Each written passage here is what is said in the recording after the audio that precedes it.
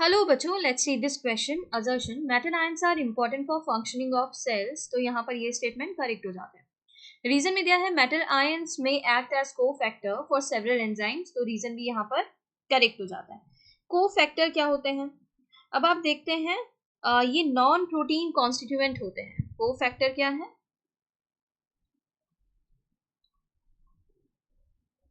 Non protein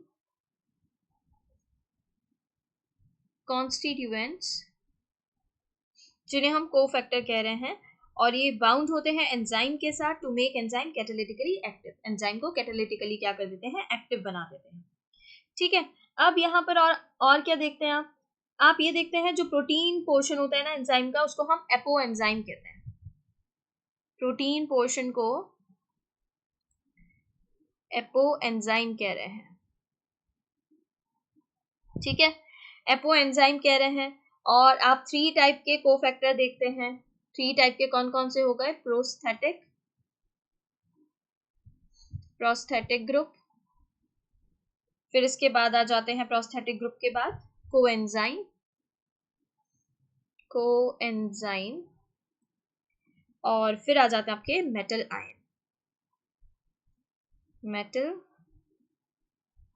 ions. ठीक है. Prosthetic group जो होते हैं ऑर्गेनिक कंपाउंड है और डिस्टिंग्विश होते हैं अदर कोफैक्टर से. कैसे? क्योंकि ये टाइटली बाउंड करते हैं एपो एंजाइम के साथ. ये कैसे बाइंड करेंगे? टाइटली. ठीक है. कोएंजाइम को अगर देखें, ये ऑर्गेनिक कंपाउंड है, ये भी ऑर्गेनिक कंपाउंड है, but their association with apo enzyme is transient. Short में लिख देते हैं, ट्रांजिएंट होता है इनका एपो एंजाइम के साथ जो बॉन्ड होता है और जो एसोसिएशन होता है.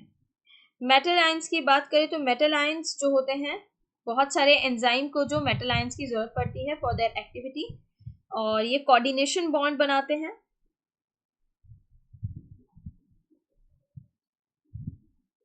कोऑर्डिनेशन बॉन्ड फॉर्म करते हैं with the side chain at active site. Side chain at active site and at the same time forms one or more coordination bond with the substrate. और आप जानते हैं जिंक जो होता है वो कोफैक्टर होता है फॉर प्रोटीलाइटिक एंजाइम कार्बोक्सीपेप्टिडेज. तो यहाँ पर मेटल आयंस बिल्कुल इंपॉर्टेंट होते हैं फंक्शनिंग ऑफ सेल के लिए. ठीक है.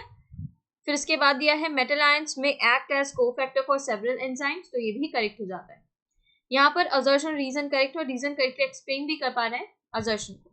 ऑप्शन ए यहाँ पर करेक्ट है. इसके regarding information new NCERT class 11 page number 118 पर गिवन है. यहाँ कह रहे हैं ना assertion and reason are true and reason is a correct explanation of assertion. ये करेक्ट है. यहाँ कह रहे हैं assertion reason are true but reason is not a correct explanation of assertion. Incorrect हो जाता है. Assertion is true, reason is false, incorrect है. Assertion is false, reason is true, incorrect है. Correct option here is option A. इसके regarding information new NCERT class 11 page number 118 पर